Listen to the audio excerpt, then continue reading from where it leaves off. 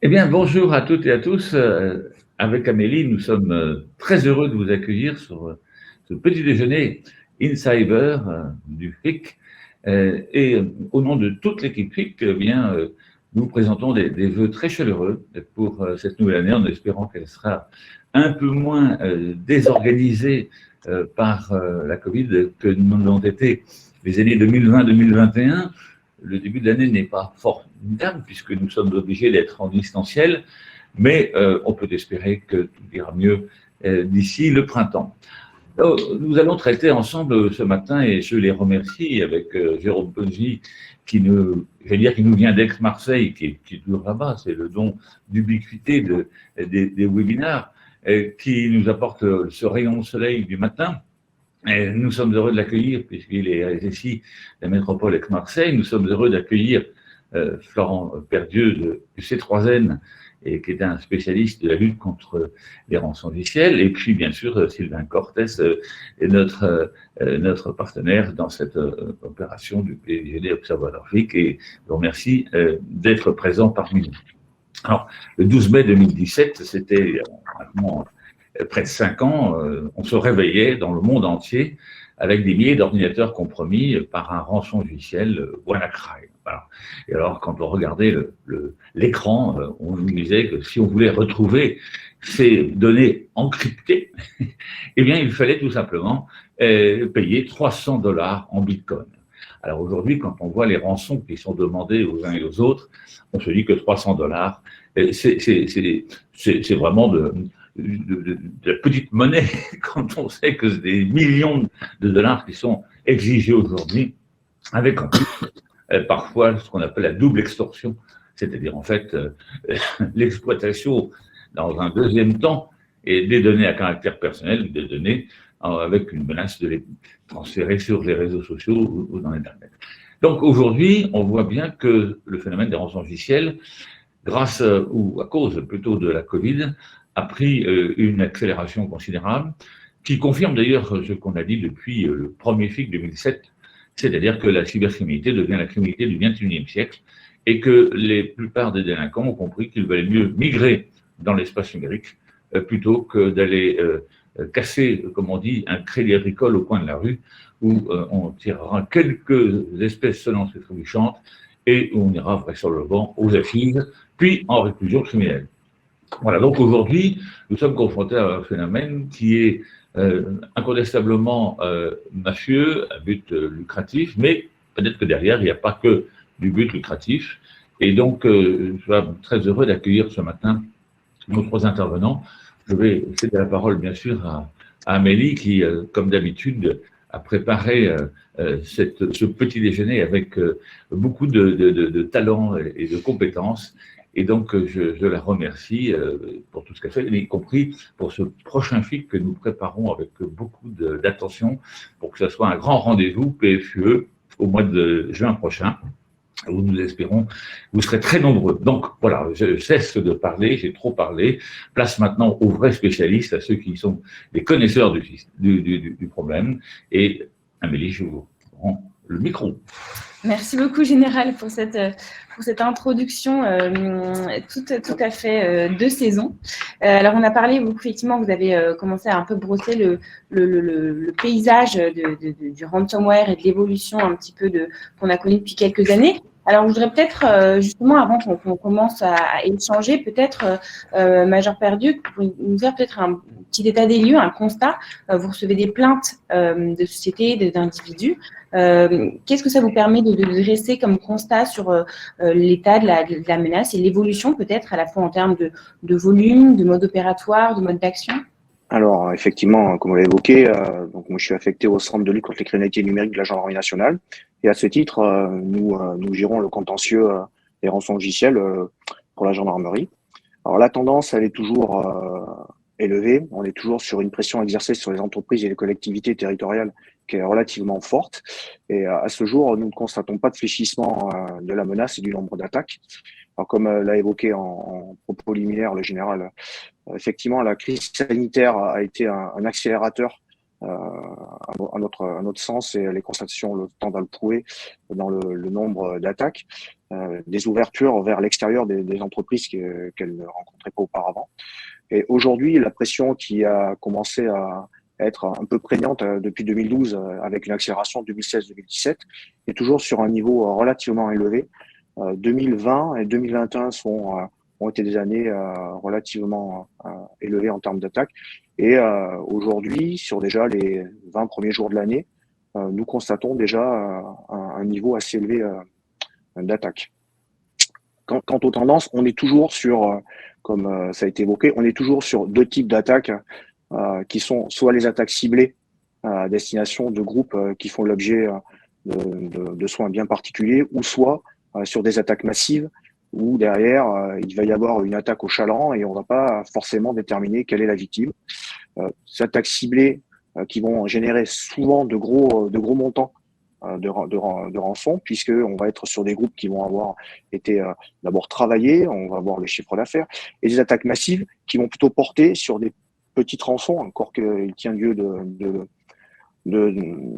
prendre garde, puisqu'on est sur dans l'ordre de 1 à 10 bitcoins. Au cours du bitcoin, on peut vite monter à plusieurs centaines de milliers de dollars. Donc ça, c'est effectivement les tendances. Et comme il a été évoqué, on a ce phénomène nouveau qui est aujourd'hui, qui est déjà depuis quelques temps, mais qui est de plus en plus prégnant, c'est la double extorsion, puisqu'effectivement, non content de chiffrer les données, avant de chiffrer les données, les assaillants exfiltrent une partie des données de la victime, puis derrière vont faire pression sur cette dernière afin de l'amener à la négociation et notamment au paiement d'une rançon, et voir, comme il a été évoqué, si la rançon n'est pas payée, une divulgation de ces dernières, voire une revente. Donc ça, c'est quand même un aspect qui est pris en compte, qui aujourd'hui devient assez prégnant pour les victimes. Et on a ce phénomène aussi de RAAS, de Ransom as a Service, qui a été popularisé depuis 2019 et qui tend aujourd'hui à se multiplier, ce qui va permettre à ces groupes cybercriminels d'étendre leur emprise et de multiplier potentiellement le nombre d'attaques et le nombre de victimes, et par extension de multiplier leurs revenus. Ça, ce sont les grandes tendances que nous avons. Merci beaucoup, Major. Alors, Jérôme Poggi, donc à l'échelle de la ville de Marseille, est-ce que, j'imagine que c'est un constat que vous faites aussi, à la fois des rançons par exemple, plus élevées, le ransomware as a service, le phénomène de la double extorsion. Je crois que vous avez aussi connu à plusieurs reprises ce phénomène. Qu'est-ce que vous pouvez nous dire aussi de l'évolution des modes opératoires, par exemple?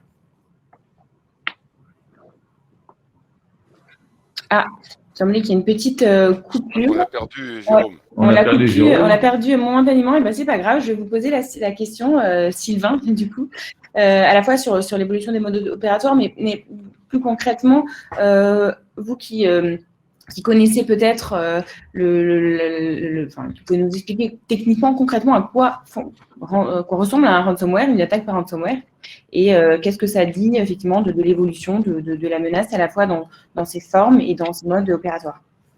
Alors déjà bonjour à toutes et à tous.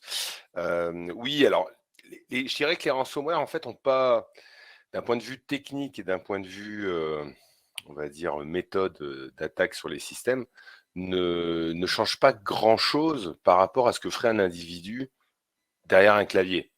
Ce que je veux dire par là, c'est que la méthodologie, voire les outils qui sont utilisés par un ransomware sont assez classiques par rapport à ce qu'on retrouverait si quelqu'un tente de s'introduire, on va dire, de façon unitaire avec quelqu'un derrière un clavier qui tape des choses. La seule différence, c'est que le ransomware automatise un certain nombre d'éléments. Que ce soit sur le début de l'attaque, le milieu de l'attaque ou la fin de l'attaque, le ransomware en fait va automatiser via une trousse à outils un certain nombre des mécanismes qui permettent de prendre la main sur une machine, de prendre le contrôle d'un ensemble de systèmes, comme l'indiquait Florent, de récupérer des données, de les chiffrer. Donc c'est simplement une automatisation de l'ensemble du process qui permet aux personnes qui opèrent ces ransomware de passer à l'échelle. Mais la méthodologie est assez similaire. Pour faire très simple, on retrouve en fait 3 grandes étapes. Alors, on pourrait bien sûr détailler en détail toutes les techniques et comment ça fonctionne, mais si on veut faire simple, on va retrouver toujours 3 grandes étapes entre le début et la fin de l'attaque. La première étape, c'est ce qu'on appelle la primo-infection, c'est prendre la main sur une machine. Donc, on a besoin, en fait, à un moment donné, en tant qu'attaquant, de prendre la main sur une des machines du réseau. Et quand je dis machine du réseau, c'est pas forcément un PC. Alors, évidemment, tout le monde pense à un PC, mais, et c'est dans la plupart des cas un PC, mais il y a tout un tas d'autres machines qui peuvent servir de pivot. Ça peut être n'importe quel operating system, et ça peut être aussi des machines qui ne sont pas du tout des ordinateurs, ça peut être des imprimantes, dès que vous allez avoir un firmware ou du code qui s'exécute sur une machine, on peut tout à fait utiliser ce type de point d'entrée comme étant un pivot. Donc on a nécessité à, on va dire, rentrer, même si ce terme-là maintenant n'a plus grande importance dans le monde qu'on connaît, dans le réseau de l'entreprise afin d'être en contact avec le reste des machines. Toute la période arrivée du Covid, mise en œuvre du télétravail et compagnie n'a pas facilité les choses, puisqu'en fait, les entreprises se sont retrouvées un peu du jour au lendemain dans la nécessité de donner des accès à des gens qui travaillent à distance. Donc, on a vu fleurir ce qu'on appelle des gateways, des passerelles qui permettent en fait aux gens de l'extérieur de se connecter au réseau. Donc, tout ça a été mis un peu dans la précipitation. Donc, évidemment, ça, je pense, faciliter un certain nombre de choses. Mais voilà, on a cette primo-infection. Les sources de primo-infection, c'est donc les gateways, donc les moyens de connexion à distance. C'est le bon vieux phishing. Vous recevez un email malicieux avec soit pièce jointe, soit mauvais lien web à l'intérieur ou ce genre de choses, en sachant que les choses sont quand même de mieux en mieux faites. Même moi, il y a 2 semaines, j'ai reçu un truc, je me suis posé la question, je n'arrivais pas à savoir si c'était ou non quelque chose qui était bon ou mauvais. Donc, c'est dire que les choses sont de mieux en mieux faites, à la fois en termes d'écriture, de fautes d'orthographe et autres caractères cyrilliques qui sont de moins en moins présents. L'autre possibilité, c'est des choses assez classiques qu'on connaît depuis des années, c'est la clé USB, voilà, il y a tout un tas de moyens de prendre la main sur une première machine, en sachant que il y a un élément que je pense qu'on voit de plus en plus et qu'on n'avait pas forcément en tête, c'est ce qu'on appelle l'attaque par rebond via un logiciel tiers. C'est-à-dire que typiquement, alors on a eu des exemples, on a eu des exemples avec des logiciels qui se mettaient à jour, mais l'éditeur de logiciel lui-même était compromis, donc forcément la mise à jour est compromise, ça s'installe sur votre machine et les opérateurs peuvent commencer à prendre la main à distance. On a encore eu le cas il n'y a pas très longtemps avec des bibliothèques open source qui posaient problème, non pas parce qu'elles étaient infectées par un gang d'opérateurs ransomware, mais parce qu'elles occasionnaient une vulnérabilité qui ont ouvert massivement des moyens de prendre la main sur des machines. Donc ça, c'est la primo-infection. Deuxième étape, on va essayer de se répandre dans l'organisation. Donc là, il y a ce qu'on appelle l'escalade de privilèges et le mouvement latéral. C'est, on va dire, la grande famille d'actions que l'attaquant va réaliser pour se répandre dans l'entreprise. Pour faire très simple, le mouvement latéral, c'est je passe d'une machine à une autre, et l'escalade de privilèges, c'est je monte dans la chaîne de valeur de l'entreprise. Donc, je passe d'une machine à un serveur membre, puis d'un serveur membre à autre chose pour prendre la main sur le réseau. L'ensemble de cette étape intermédiaire se réalise en cherchant ce qu'on appelle des chemins d'attaque. Donc, pour rappel, c'est quoi un chemin d'attaque? Un chemin d'attaque, c'est un ensemble de vulnérabilités système, donc des choses non patchées sur les systèmes, plus des mauvaises configurations. Rappelez-vous, s'il y a un truc peut-être à se rappeler, c'est en fait, il n'y a que 2 moyens d'attaquer un système. Soit il n'est pas patché, soit il est mal configuré. Voilà. Je veux dire, vous pouvez retourner le truc comme vous voulez. Il y a 2 moyens techniques d'attaquer un système. Donc, l'attaquant va utiliser cet ensemble de mauvaises configurations ou de vulnérabilités pour faire sa chaîne d'attaque. Et la dernière étape, c'est évidemment souvent la partie, ce qu'on appelle domination de domaine, c'est-à-dire en gros prendre la main sur la partie Active Directory, parce que si l'attaquant est en capacité de prendre la main sur la partie Active Directory, en fait, il est en capacité de prendre la main sur l'intégralité de votre réseau. Voilà. Donc, voilà en gros les 3 étapes qu'on va retrouver dans une attaque de ransomware, comme on pourrait retrouver ça dans une attaque via un individu derrière un clavier. Merci beaucoup. Donc, effectivement, ce qu'il faut qu'on garde 2 choses en tête, c'est patcher et bien configurer ces systèmes.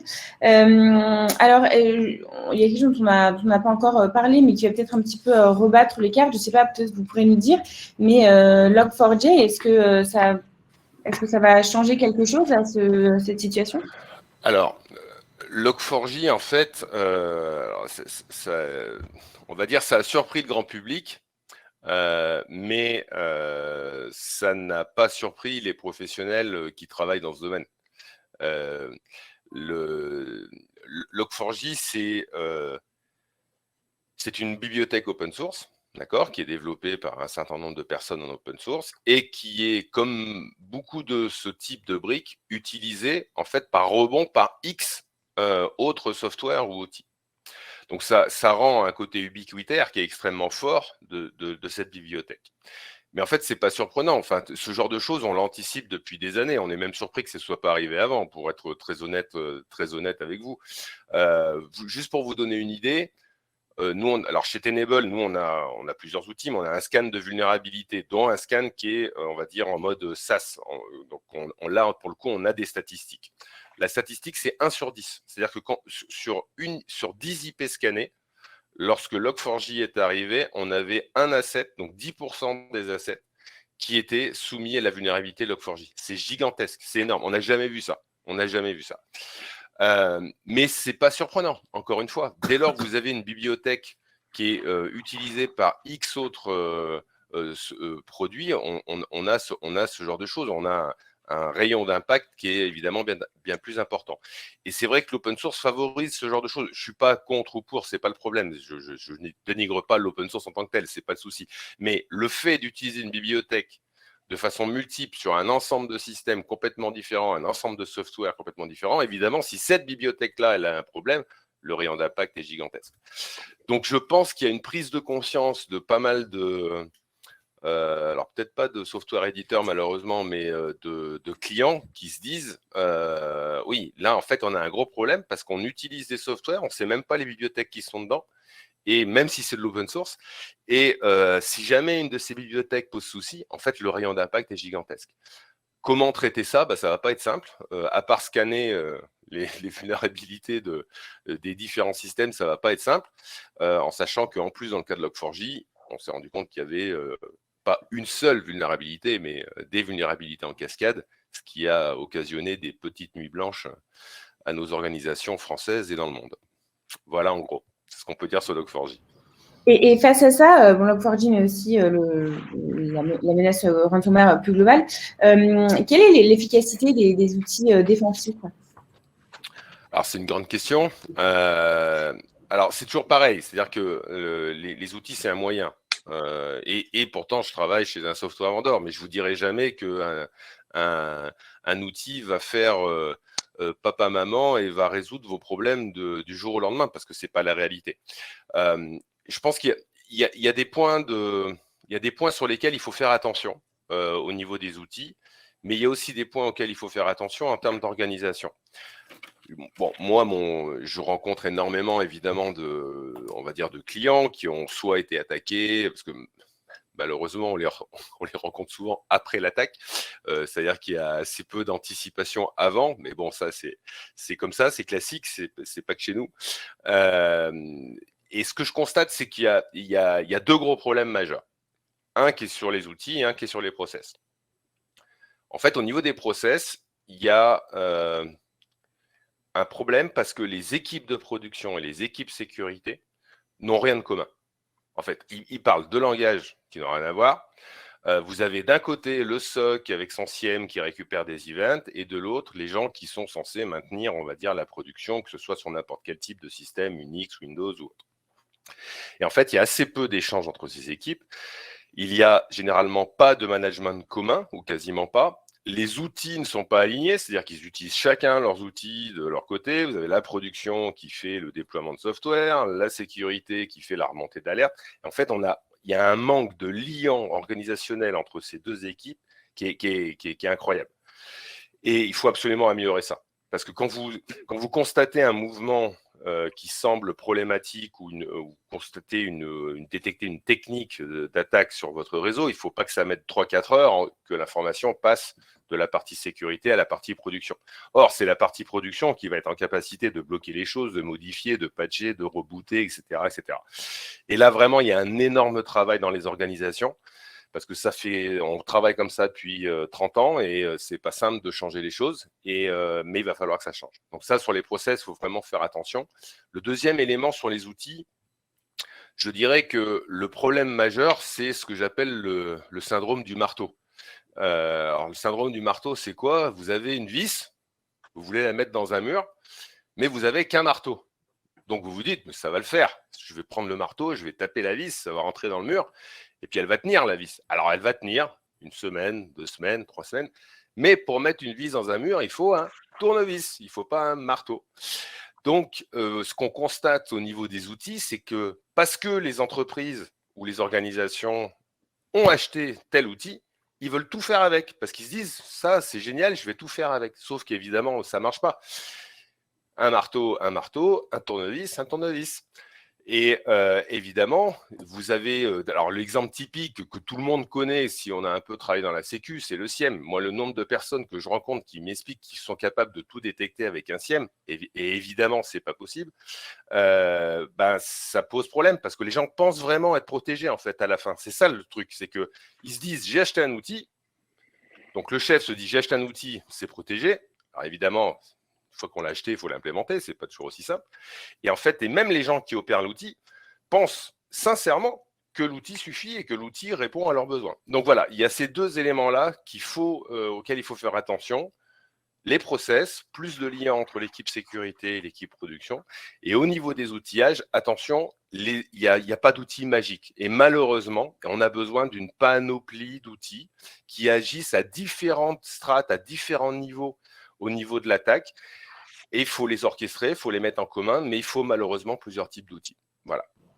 Merci beaucoup, Sylvain. Effectivement, vous avez bien souligné le rôle, l'aspect organisationnel, donc le rôle de l'humain, finalement, quand même, dans tout ça. À un moment, on y revient toujours, mais c'est quand même le cœur du problème, bien souvent. Et puis, cette théorie du syndrome du marteau, ou qu'on pourrait peut-être aussi appeler syndrome du couteau suisse, parce que finalement, c'est un peu l'inverse, mais on a l'impression qu'on a acheté quelque chose qui se plie à toutes les situations. Et en fait, non. Alors, Jérôme, vous qui avez à l'inverse, vécu une cyberattaque ou même plusieurs, si je puis dire, par ransomware.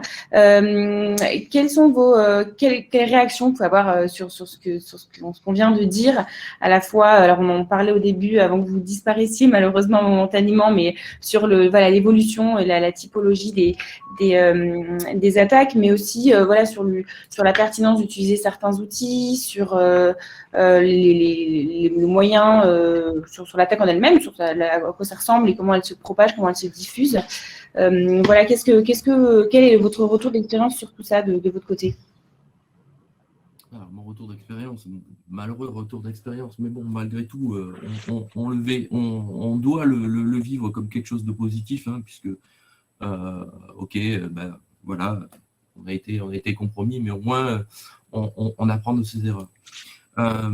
Donc, sur la partie marché, enfin, si on peut appeler ça marché, oui, parce que derrière, hein, c'est vraiment un marché économique. Ce matin, je venais de lire que le département de la santé et des services sociaux aux États-Unis, concernant une certaine famille de ransomware, avertissait qu'il y avait une augmentation de cette activité. Et ces ransomware, en fait, c'est Mespinoza, ceux qui sont passés chez nous, ceux qui sont venus nous voir, et donc effectivement, ils sont spécialisés dans tout ce qui est étatique et santé.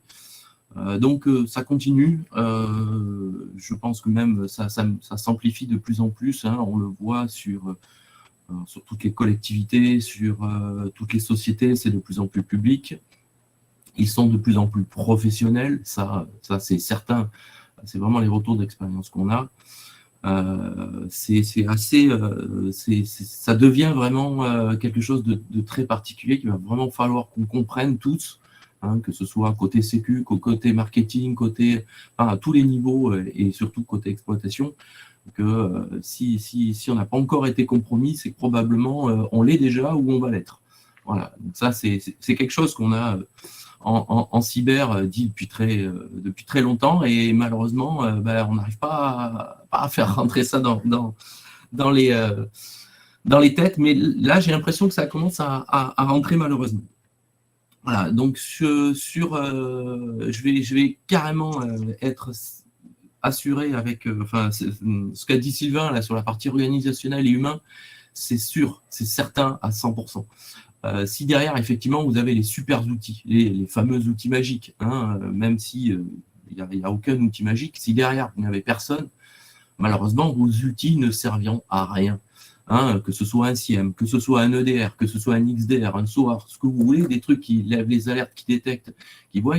Si derrière, vous n'avez personne qui va surveiller ces alertes, qui va les comprendre, qui va les contextualiser, en fait, ça ne sert à rien, tous ces outils. Il faut vraiment savoir ce qu'il y a derrière. Il faut quelqu'un il faut une équipe qui comprenne les enjeux, qui comprenne les impacts. Hein, quand on vous dit, voilà, attention, tel compte d'administrateur, il a été utilisé à 3 heures du matin. Bon, ok, voilà. Mais si on sait que ce compte administrateur, il a été utilisé sur une machine particulière et qu'on comprend et qu'on pense attaquant, on arrive tout de suite à comprendre ce qui va se passer, ce qui peut se passer et ce qui est en train de se passer. Donc vraiment, sur la partie humaine, c'est extrêmement important d'avoir des gens compétents derrière les équipements. Là, c'est là où c'est de plus en plus compliqué, c'est que le marché de la cyber est extrêmement surchargé. En gros, je sais pas les chiffres, mais à mon avis, pour plusieurs postes, il n'y a qu'une seule personne. Hein. C'est très compliqué d'embaucher, c'est très compliqué, même au niveau des prestataires. On le voit, nous, on a les prestataires, ils sont vraiment très, très, très tendus sur les capacités des utilisateurs, de leurs partenaires, etc. Il y a vraiment du mal là-dessus. C'est vraiment quelque chose qui se voit vraiment beaucoup, et même si en France on forme, eh ben, c'est toujours pas suffisant. Voilà. Sur la partie outils, oui, voilà, je disais vraiment, il n'y a pas d'outil magique. Et une chose extrêmement importante, effectivement, c'était sur le lien entre les équipes sécu et les équipes d'exploit. Ça, je ne peux que être d'accord, puisque c'est ce qui nous a permis de survivre à la cyberattaque du 14 mars 2020. Voilà. Parce qu'en fait, les équipes s'entendaient. En plus, on est au même étage, donc toutes les équipes sécu et exploit s'entendent, elles discutent entre elles. Voilà, il n'y a pas de guéguerre entre services, parce que malheureusement, partout, il y a toujours des petites guerres entre services. Là, même s'il y en a un petit peu, il y en a toujours, c'est humain, il y a vraiment cette entente et cette communication.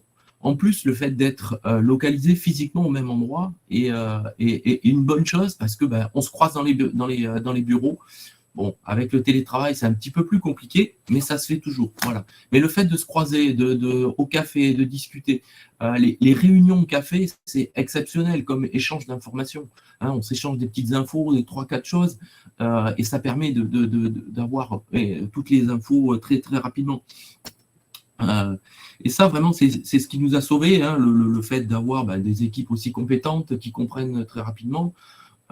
Là, bon, maintenant, ils ont tous compris, donc quelquefois, les équipes d'exploit sont au-delà de mes espérances, c'est-à-dire, moi, je donne des directives, j'aimerais que ce soit comme ça, et faire, ah non, c'est pas suffisant, on va plus loin.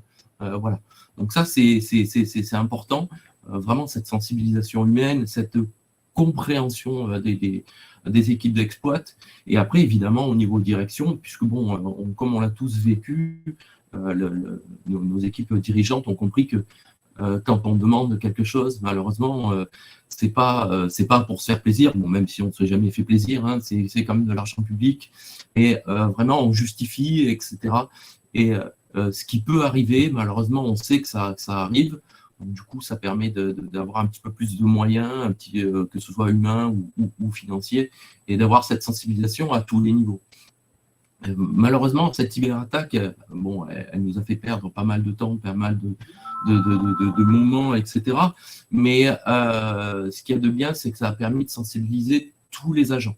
On a des retours d'utilisateurs qui reçoivent des mails, ne serait-ce même des mails légitimes. Ils nous disent « Ouh là là, ce mail, il est bizarre, il n'est pas bien formé, même s'il n'y a pas de faute d'orthographe, etc. » Mais ils nous le signalent. Donc, du coup, on a des remontées assez rapides.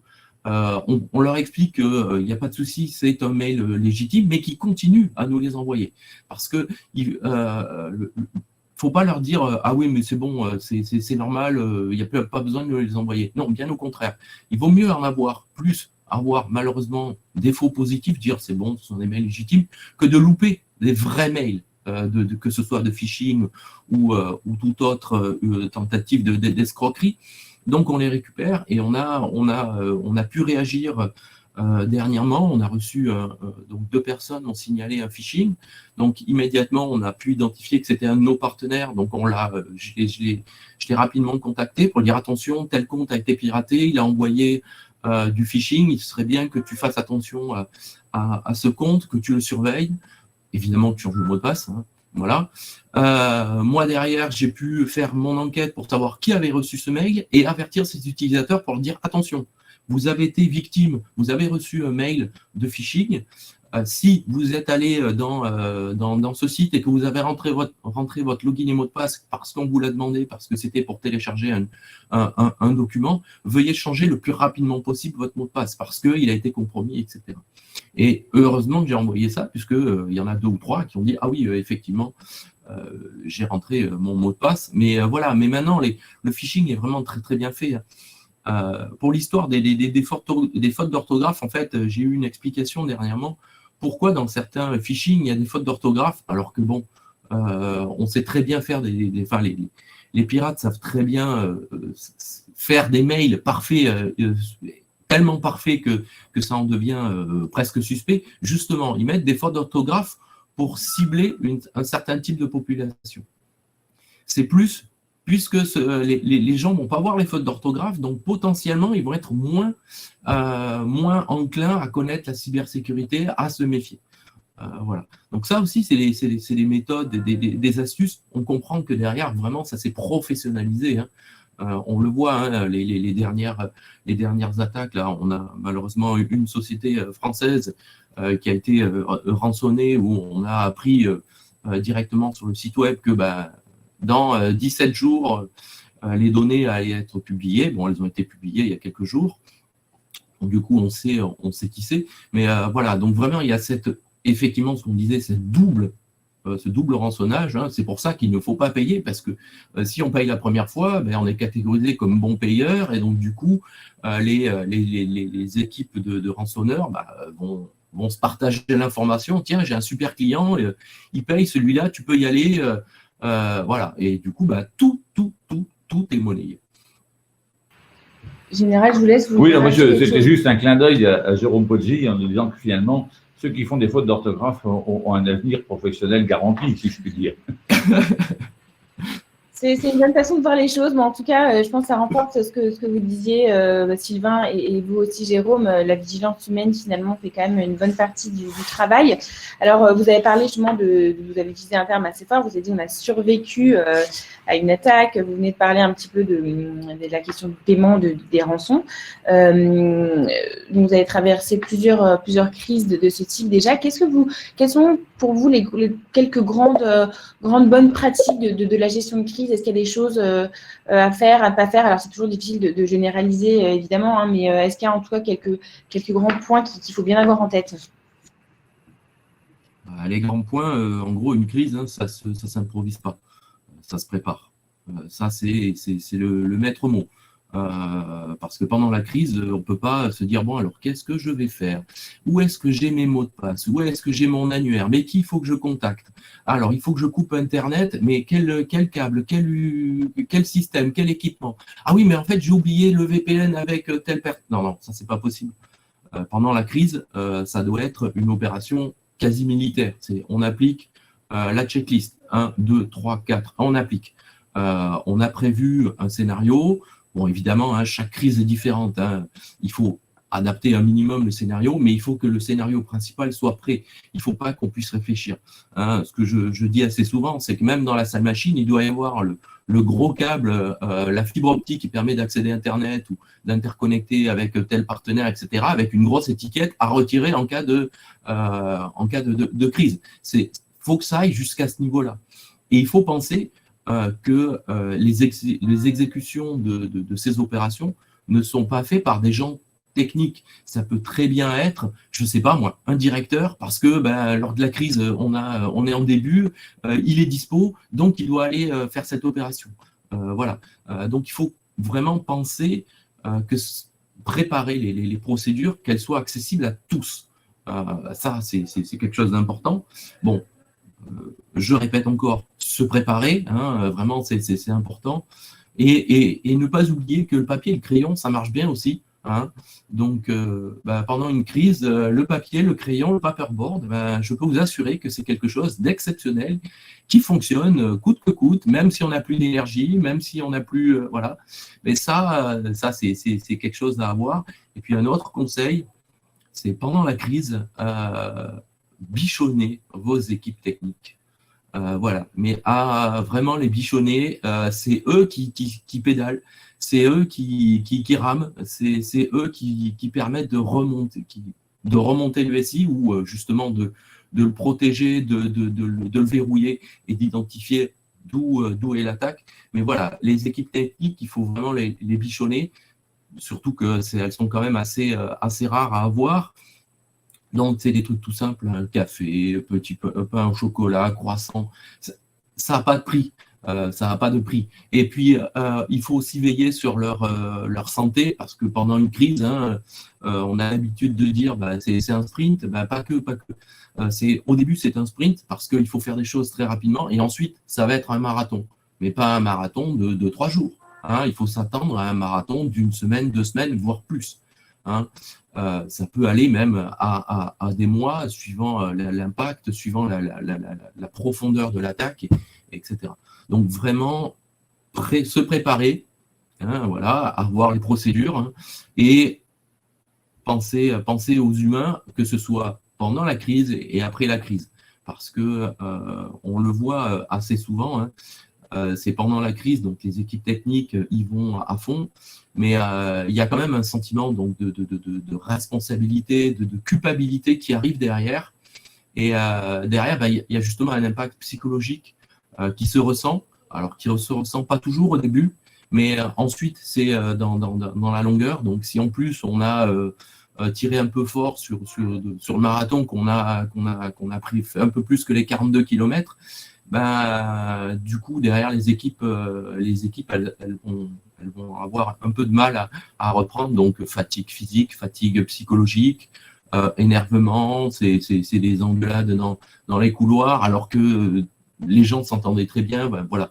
Donc, tout ce genre de petites choses, il faut les anticiper. Donc, du coup, il ne faut pas hésiter à travailler avec la RH, il ne faut pas hésiter à travailler avec les psychologues de la RH pour préparer, anticiper, quitte à avoir des séances de discussion entre les équipes techniques, de dire, voilà, moi j'ai vécu ça comme ça, etc. Le fait de parler, de s'exprimer est assez important. Moi, j'ai l'habitude de dire, hein, malheureusement, que d'en parler, de faire ce rétex est pour moi comment ça s'appelle, ma thérapie. Voilà. Merci beaucoup. C'est donc la deuxième leçon du jour. On m'a dit qu'il fallait patcher et configurer, mais qu'il fallait aussi penser au café et au croissant pour les équipes techniques. Donc voilà, s'il y a 2 grandes choses à retenir, on aura au moins ça en tête. Alors dans la suite de la gestion de crise, il y a aussi le moment où on porte plainte. Et là, je vais peut-être me tourner vers le Major Perdieu pour nous expliquer un petit peu ce qui se passe après. Qu'est-ce qui se passe quand une entreprise ou une organisation porte plainte pour une attaque de ce type? Quels sont les mécanismes qui sont mis en marche? Comment ça se passe, une enquête concrètement? Est-ce que vous avez peut-être des retours d'expérience de certaines affaires récentes que vous pourriez éventuellement nous partager? Alors effectivement, l'action de la gendarmerie est assez relativement proactive.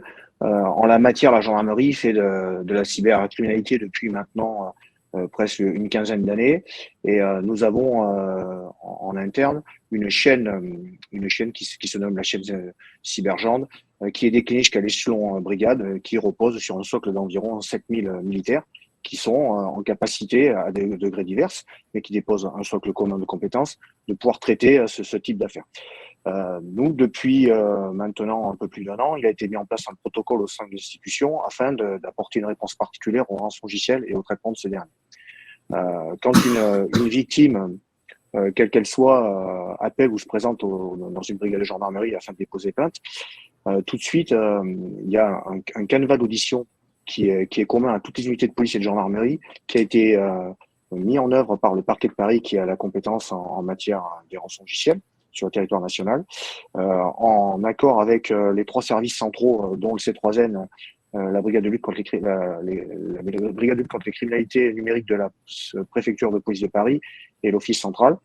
C'est un canevas qui permet d'avoir les éléments, de pouvoir avoir déjà tout de suite des éléments qui vont être utiles à l'enquête. Fort de ça, toute unité de gendarmerie contacte le C3N afin qu'on puisse, nous, dans un second temps, identifier la famille de rançongiciels.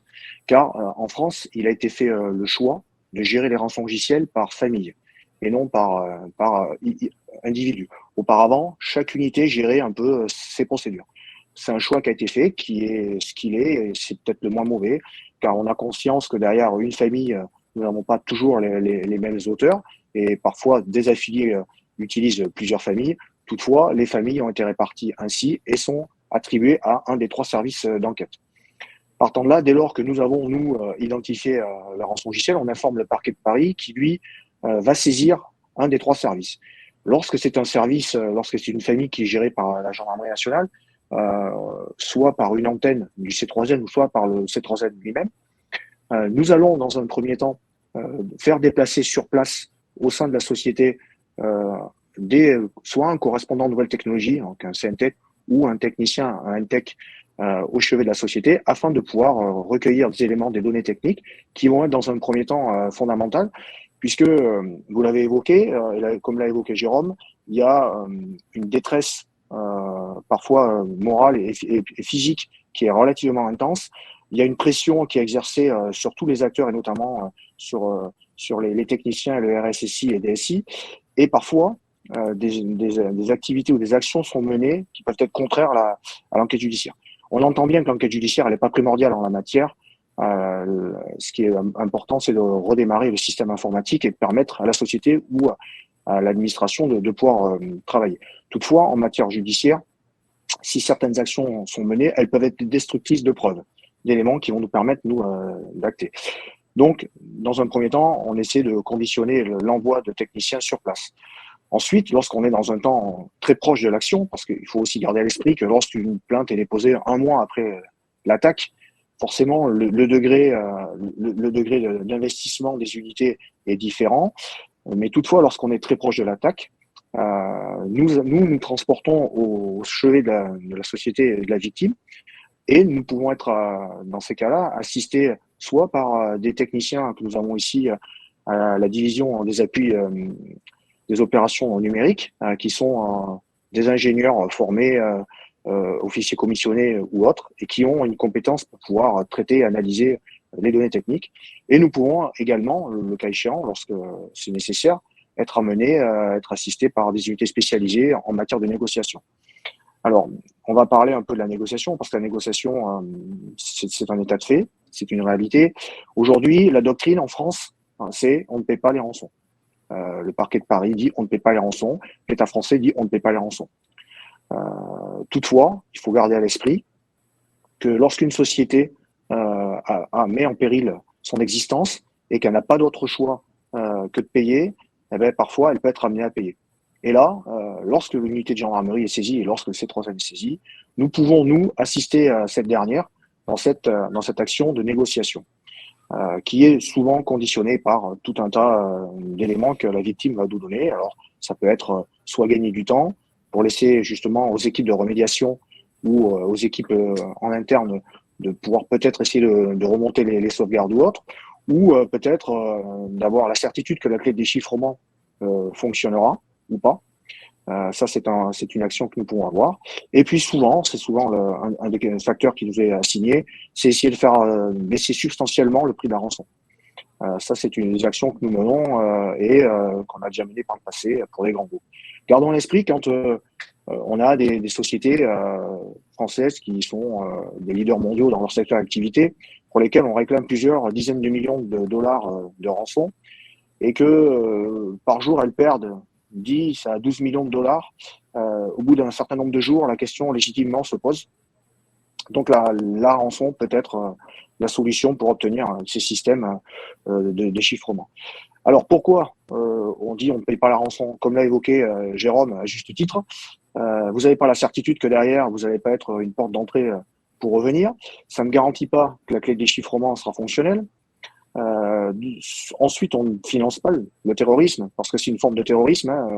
Les États-Unis l'ont érigé en priorité nationale au même titre que la lutte contre le terrorisme, la lutte contre les rançongiciels. Pour tous ces éléments-là, on ne conseille pas de payer la rançon. Toutefois, on n'a pas parfois d'autre choix, donc on est là pour assister. Vous l'avez évoqué, Jérôme, nous, on essaie autant que possible d'être au chevet de la victime. Nous sommes dans un rôle, nous, d'enquête judiciaire. Toutefois, on constate qu'il faut que les victimes soient aidées, soit d'une société extérieure, pour prendre les bonnes décisions. Des décisions sont prises parfois à hâte, parfois contre-productives, mais il y a un degré d'urgence qui est tel qu'on peut l'entendre.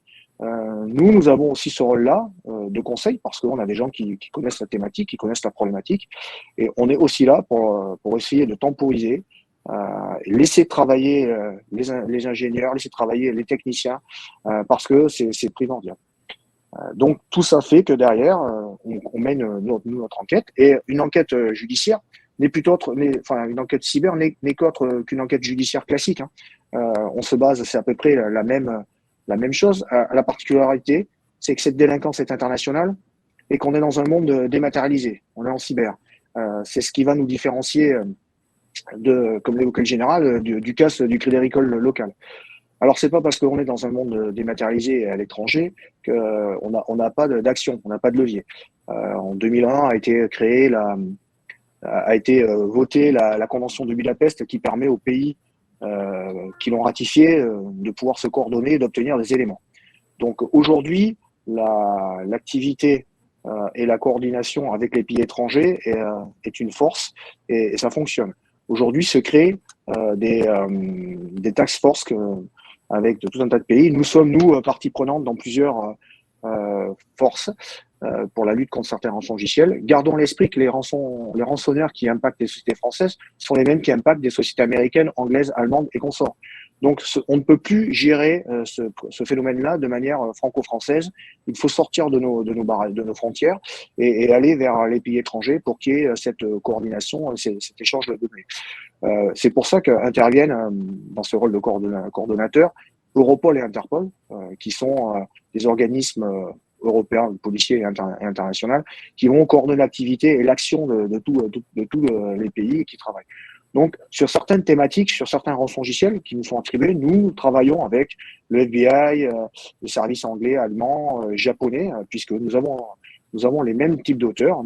Et ce qui est efficace, parce que il faut pas croire que parce que nous sommes dans un monde dématérialisé avec des gens souvent à l'est, pour pas citer Russie, Chine, Ukraine et tous ces pays un peu exotiques, on ne fait rien. Non. On arrive à identifier des gens. Des gens sont identifiés. Des opérations policières sont menées. Alors, il est vrai que vers certains pays qui sont moins complaisants, on a du mal à les faire interpeller, mais toutefois, on identifie quand même des auteurs, et des actions sont menées. Pour notre part, on était l'année dernière, en début du 4e trimestre, dans un pays de l'Est. C'était une première pour la gendarmerie d'aller travailler dans ce pays-là, avec le concours d'Europol et Interpol, et une opération conjointe avec le FBI. Nous avons fait interpeller 3 acteurs d'un rançongiciel qui étaient partie prenante, pour lesquels on a réussi à faire saisir plusieurs centaines de milliers de dollars en cash, plus d'1 million de dollars en crypto-monnaie, des voitures de sport, des appartements, tout un tas de choses. Donc il y a aujourd'hui une prise de conscience générale. D'ailleurs, le président de la République, lorsqu'il a annoncé son plan pour la cyber en début d'année 2021, voit que même au sommet de l'État, il y a une prise de conscience générale. Jérôme l'a évoqué aujourd'hui. Nous, on le voit quand on va voir les sociétés. Aujourd'hui, les sociétés se disent plus est-ce qu'on va être impacté par un rançongiciel. Les sociétés se disent quand est-ce qu'on va être impacté. Donc, il y a une prise de conscience qui est en train de se mettre en œuvre. Et tout ça fait que les forces de police et les gouvernements s'organisent et se mettent en ordre de bataille pour essayer d'affaiblir. Alors, soyons honnêtes, on n'est pas prêt d'éradiquer cette problématique. On pourrait faire le pendant avec le stupéfiant. C'est un peu pareil. On coupe des branches, malheureusement, elles repoussent.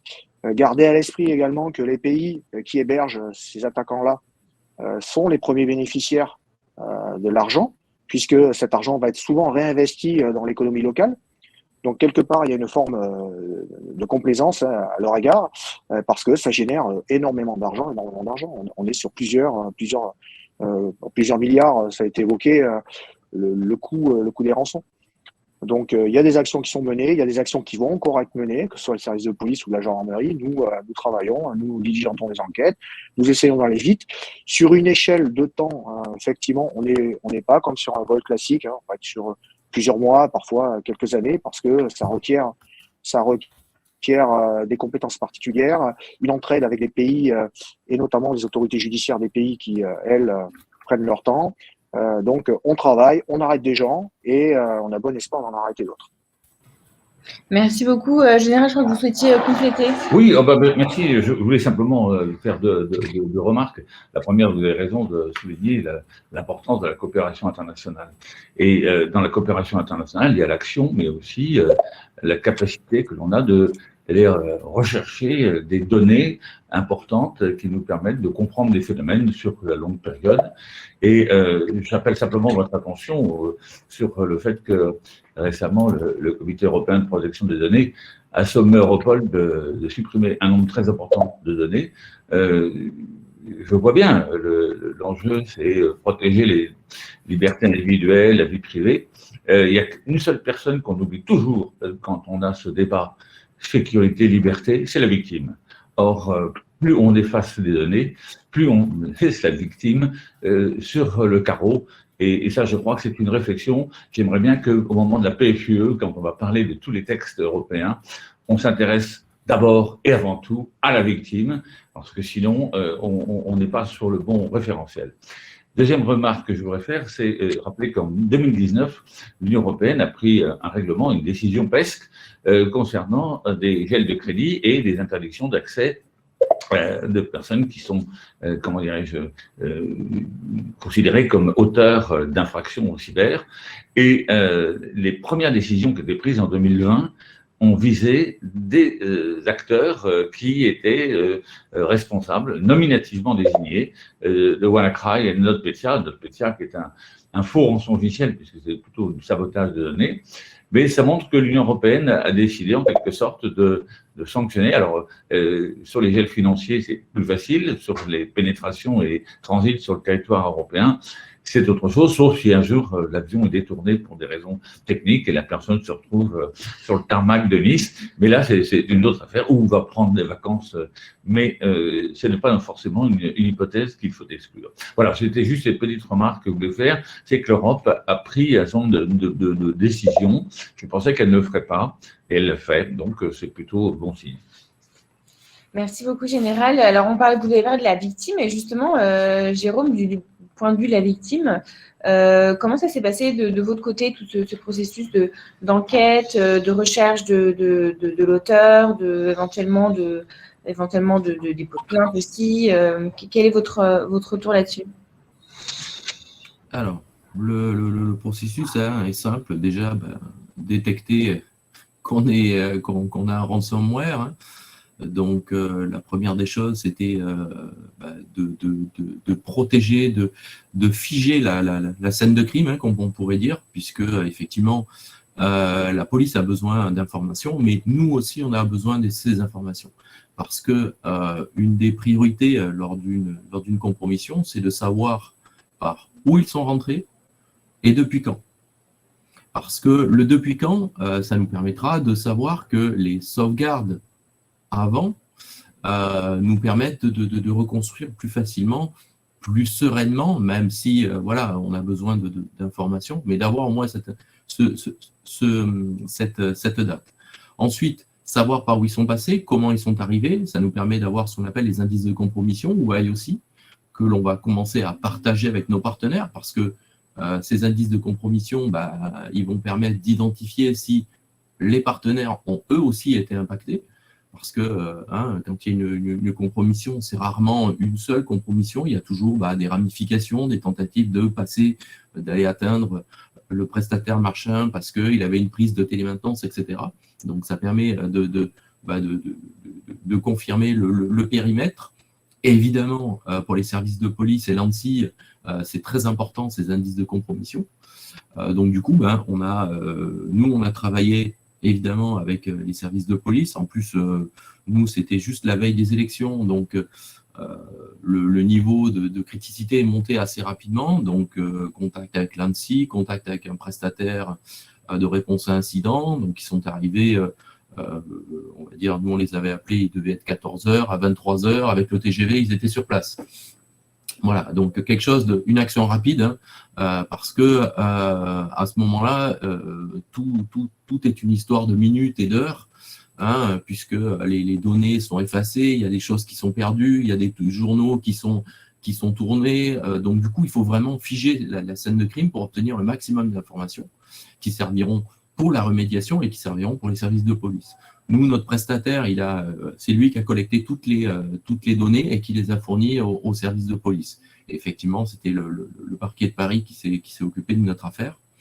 Donc, une fois qu'on a tout ça, donc on a identifié la date et le chemin de compromission, on commence à se dire, OK, on va pouvoir commencer à restaurer. Évidemment, on travaille non pas sur le système d'information qui est compromis, mais sur un deuxième système d'information. Donc, du coup, il faut avoir les moyens de monter ce SI de secours, ce SI de travail, parce que on ne va pas travailler directement sur les SI compromis au risque de compromettre les preuves. Voilà. Et à partir de ce moment-là, on commence donc la deuxième phase qui est la remédiation. Donc, on va pouvoir restaurer quand on a ces sauvegardes, parce que évidemment, les cyberdélinquants ont compris que il faut aussi cibler les sauvegardes. Donc évidemment, quand on a des sauvegardes, il faut les protéger, il faut les tester, puisque une sauvegarde n'existe qu'au moment où elle est testée. Combien on a d'utilisateurs qui ont dit ouais, pas de problème, mon système est sauvegardé, et au moment de faire la restauration, non, en fin de compte, le système il marche plus, il n'y a plus de cassette, la cassette est ou les disques sont pleins depuis 2 mois, en fin de compte, on n'a plus de sauvegarde. Voilà. Donc ça arrive. Donc il faut les tester, il faut les vérifier, et quand on a les moyens, il faut les externaliser, puisque du coup ça permet, même s'il y a une catastrophe épouvantable, une compromission complète, une destruction des sauvegardes, au moins on aura ces sauvegardes externalisées. Donc à partir de ce moment-là, on peut commencer à restaurer, tout en vérifiant à chaque fois qu'on ne retrouve pas les indices de compromission sur la partie restauration.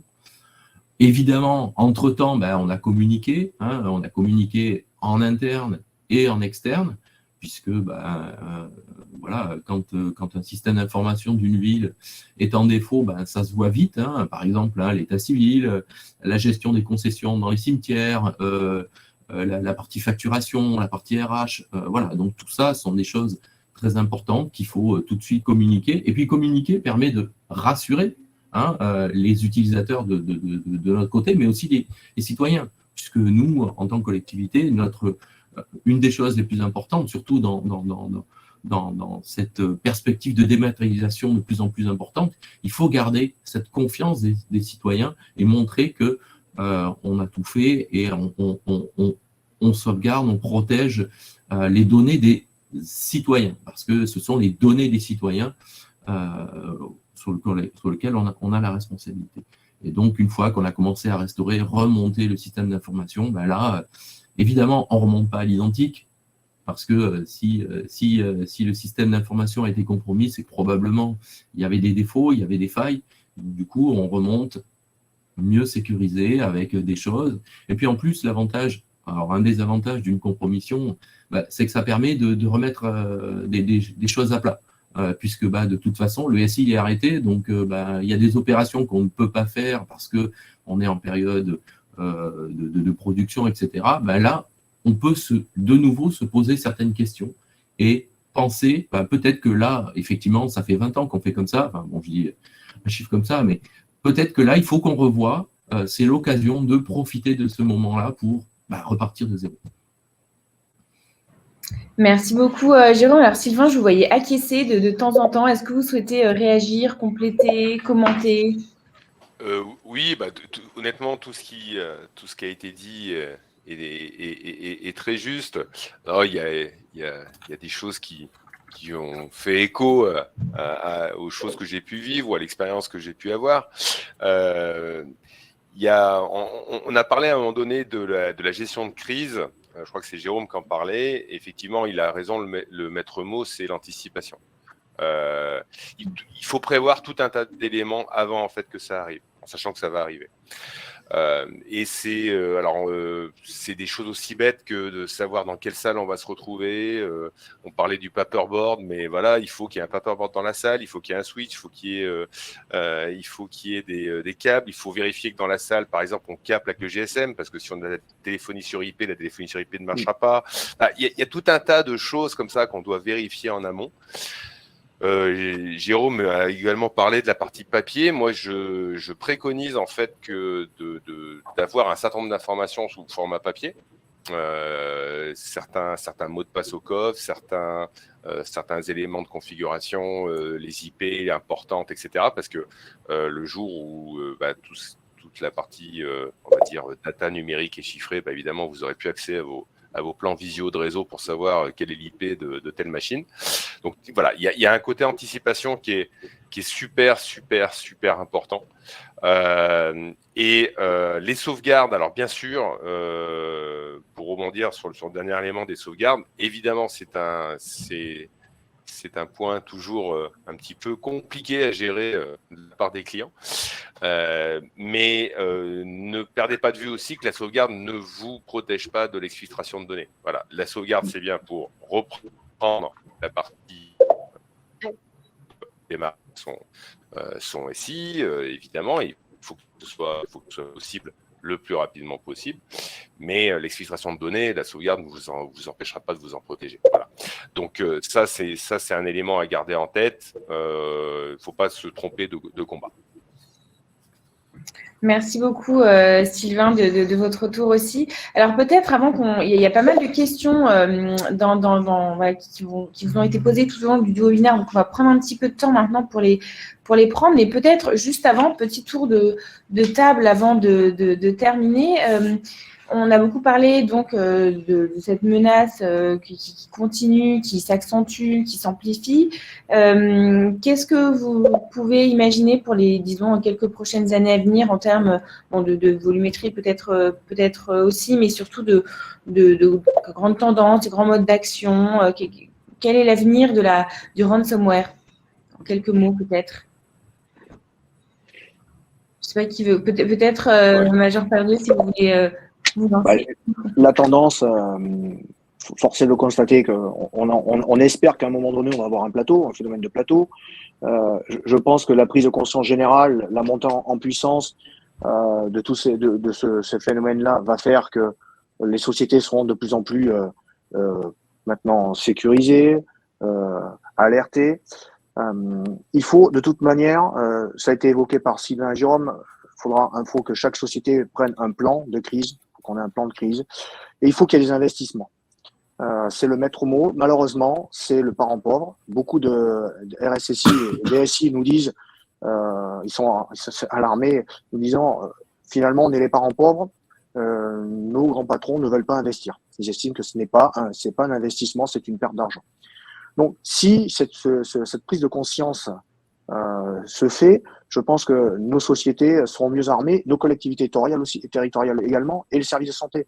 On en voit de plus en plus qui sont impactés parce que les systèmes sont plus adaptés, les SI ne sont pas la priorité, finalement. Donc, tout ça fait que s'il y a une prise de conscience, s'il y a des moyens qui sont débloqués, si on a de la formation, comme elle a été évoquée, s'il y a des hygiènes, une hygiène informatique, parce que gardons à l'esprit que le premier facteur d'infection, c'est l'être humain, c'est celui qui est devant la machine. Et on a beau mettre en tous les systèmes de sécurité que vous voudrez, si derrière l'être humain n'est pas attentif, finalement, on aura toujours des attaques. Le monde est de plus en plus dématérialisé. On vit on voit cette accélération. L'informatique est partie prenante dans tout et le sera encore plus demain. Les voitures connectées, les voitures autonomes. Donc aujourd'hui, s'il y a une prise de conscience, et je pense que c'est le cas, on va certainement tendre vers un effet plateau, voire peut-être vers une descente de ces événements-là. Mais toutefois, je ne pense pas qu'on éradique complètement le système. Il va certainement y avoir des évolutions parce que tout le monde l'évoque, il y a une évolution de la prise en compte de la problématique, mais toutefois, les attaquants vont aussi certainement, eux, s'adapter, comme ils s'adaptent à chaque fois sur tout un tas de phénomènes. On le voit, par exemple, nous, on a pu voir une évolution. Donc, on l'a dit, chiffrement, donc destruction des sauvegardes, exfiltration, et maintenant, on le voit déjà depuis plus de 6 mois, les attaquants appellent les victimes physiquement, on les appelle pour mettre une pression supplémentaire. Donc vous voyez, on ne se contente plus d'un live chat ou d'un mail pour mettre la pression ou d'une ransom note. On appelle maintenant directement les grands patrons ou les personnels. Donc vous voyez, il y a aussi une adaptation de ces cyberdélinquants aux contre-mesures qui sont prises par les sociétés, par les services d'ordre, par les prestataires qui, eux, apportent des solutions. Donc, c'est un jeu qui va, à mon avis, perdurer encore longtemps. Il n'y a pas de raison, malheureusement. Mais si tout le monde applique une certaine hygiène informatique, quand vous partez de chez vous, vous ne laissez pas votre porte ouverte avec la clé dessus. Eh bien, c'est un peu pareil sur le monde dématérialisé. Votre ordinateur, vous prenez des précautions, vous mettez un antivirus, vous mettez tout un tas de choses. Donc, je pense que toutes ces bonnes pratiques vont peut-être faire en sorte qu'on arrivera à ce phénomène plateau, à une descente du phénomène, mais pas à son éradication. Malheureusement, j'ai bien peur que non. Oui, j'ai juste une question à vous poser sur la primo-infection. Tout à l'heure, il a été évoqué différentes méthodes, le phishing, le USB. Moi, je m'interroge sur la pression qu'on peut exercer sur les personnels de l'entreprise. Vous l'avez dit tout à l'heure, on appelle directement le patron.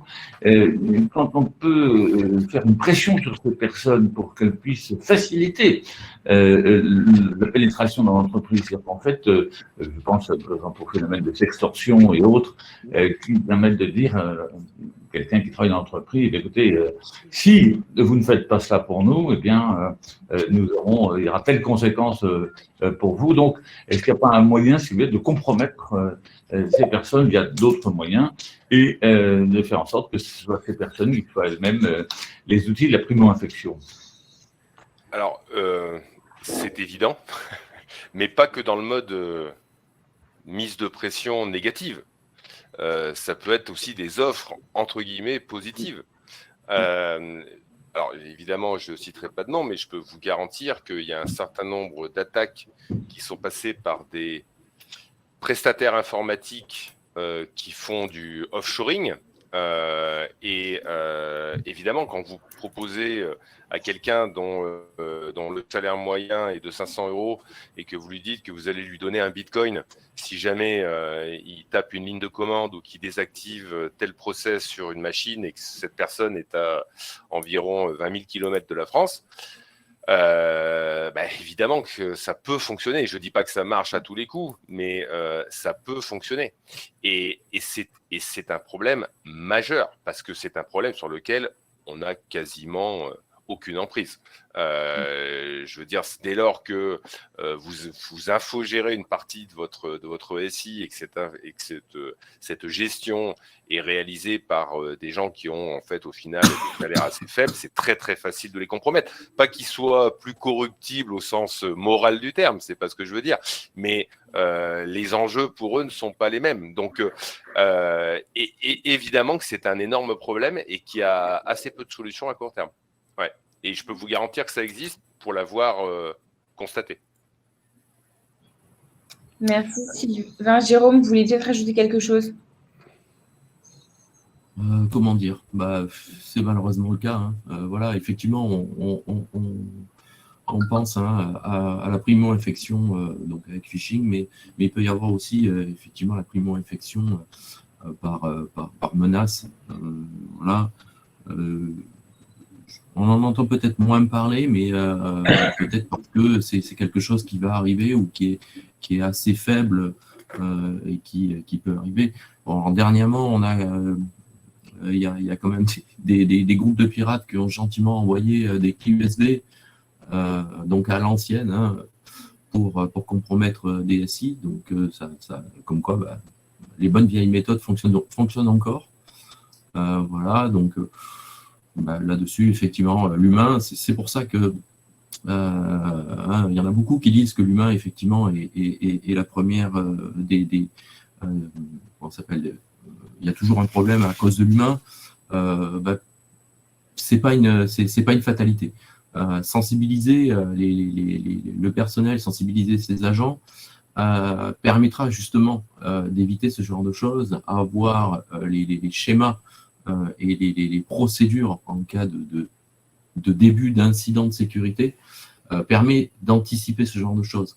Mais si les gens ne sont pas au courant qu'ils peuvent être menacés par un cyberattaquant, qu'il ne faut pas rentrer une clé USB, si les gens ne sont pas sensibilisés là-dessus, bien évidemment que ça va marcher.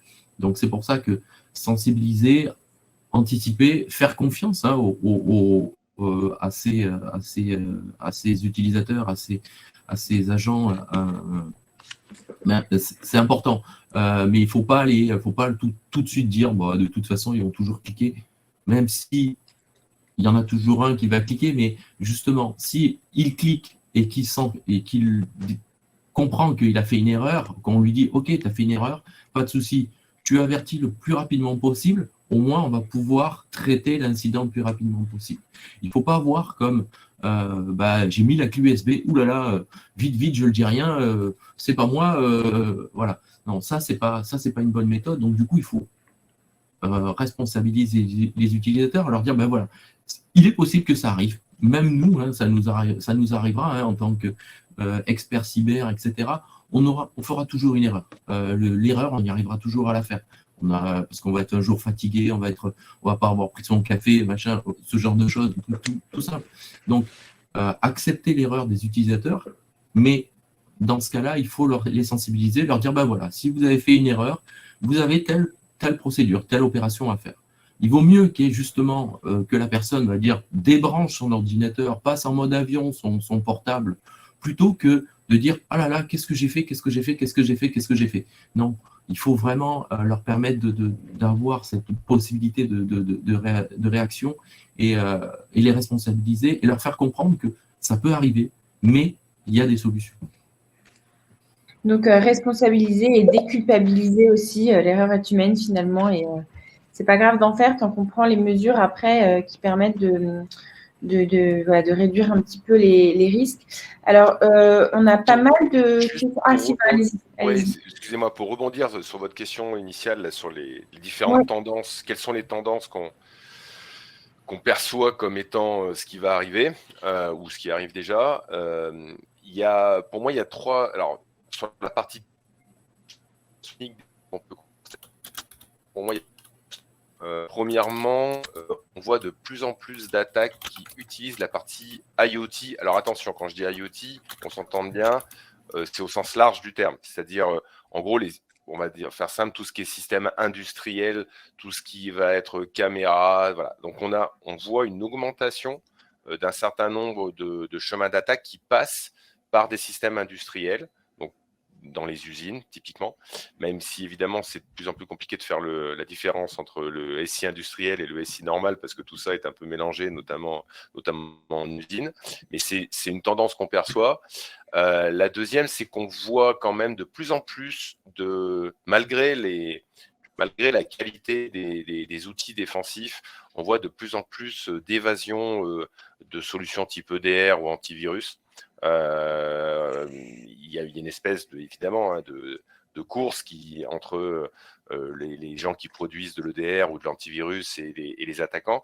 On constate des techniques de plus en plus sophistiquées pour passer sous le radar, en fait, et pour réussir la primo-infection.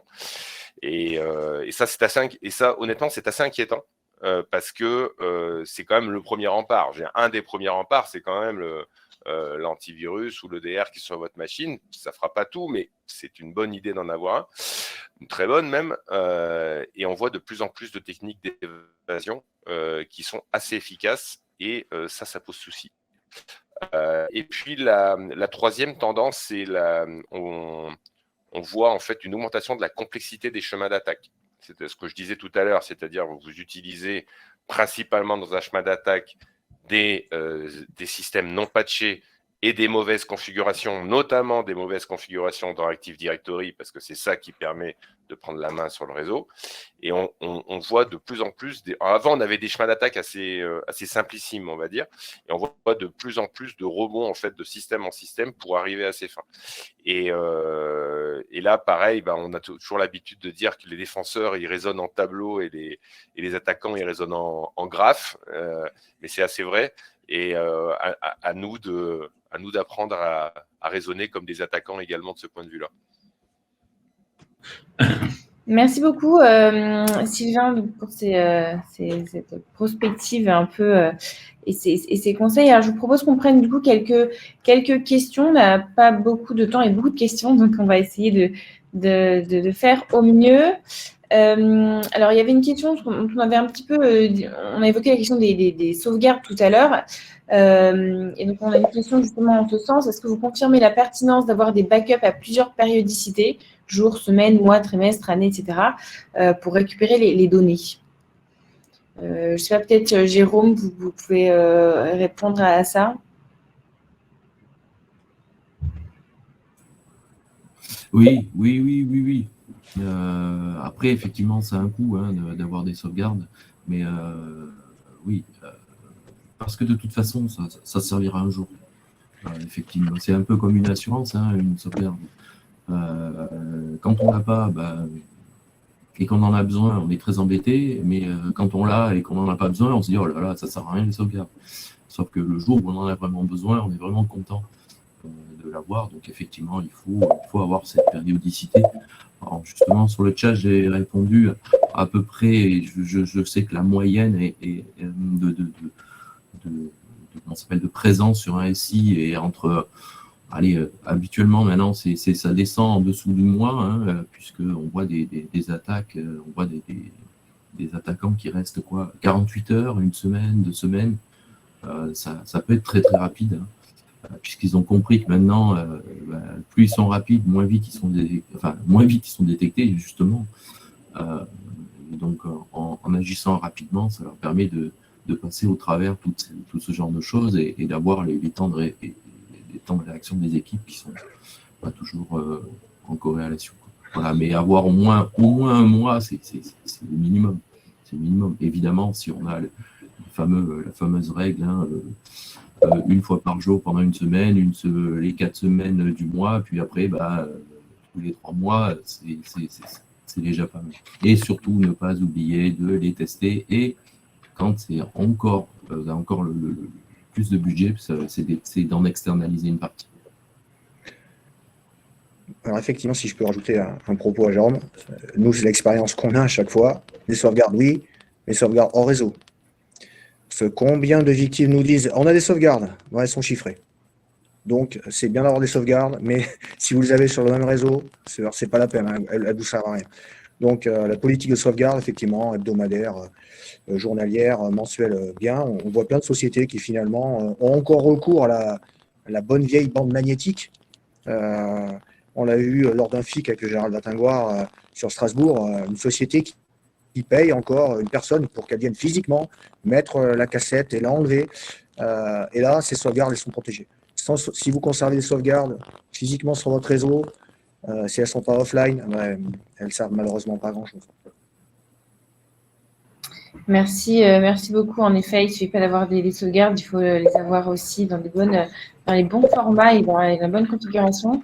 Alors, il y a une question qui revient à plusieurs reprises, dans laquelle je vais répondre tout de suite. Oui, il y aura un replay qui sera disponible sur la chaîne YouTube d'InCyber dans les jours qui viennent. Voilà, donc cette question-là, c'est bon. Avez-vous remarqué un nouveau vecteur d'attaque avec la migration de la téléphonie vers IP? Alors, je peux peut-être prendre le point. Vecteur d'attaque, pas en tant que vecteur d'attaque directement, même si, attention, quand on parle de téléphonie sur IP, souvent on inclut aussi l'instant messaging, enfin tout un tas d'outils qui sont autour de la téléphonie sur IP et qui permettent évidemment de partager des fichiers, d'en envoyer, etc. Et notamment sur l'instant messaging, on a des entreprises qui ont des configurations dites ouvertes, c'est-à-dire qu'ils peuvent non seulement chatter en interne, mais ils peuvent chatter également avec via un système de fédération avec d'autres organisations. Et là, du coup, il y a des choses qu'on maîtrise moins bien. Par contre, ce qui est certain, c'est que l'impact est démultiplié. Parce que si vous avez de la téléphonie sur IP et que votre réseau est down, que votre serveur de téléphonie sur IP est chiffré, etc., non seulement vous n'avez plus d'informatique, mais vous n'avez plus de téléphonie. Oui, c'est embêtant. Alors, on avait une autre question. Faut-il séparer les usages privés et professionnels pour réduire les risques? Oui, moi je vous dirais oui. On a eu un exemple il y a quelques temps. Une entreprise de lingerie, je pense que le général voit de quoi je parle.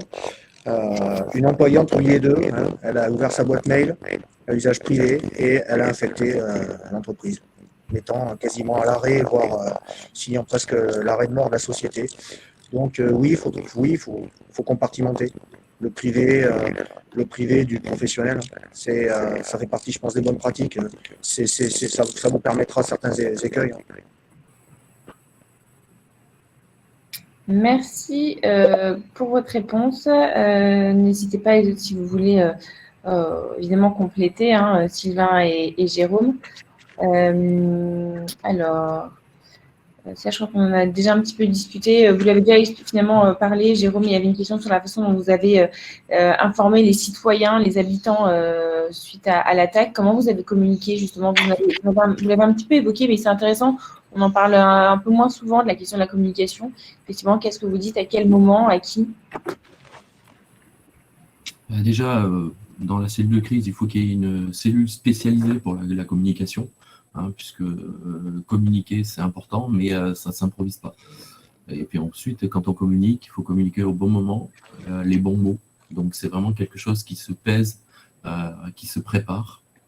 Donc, nous avons été aidés de l'équipe de l'ANSSI qui nous a permis de faire notre premier communiqué de presse annonçant que voilà, il y avait un problème sur notre site, parce qu'il faut communiquer aux citoyens.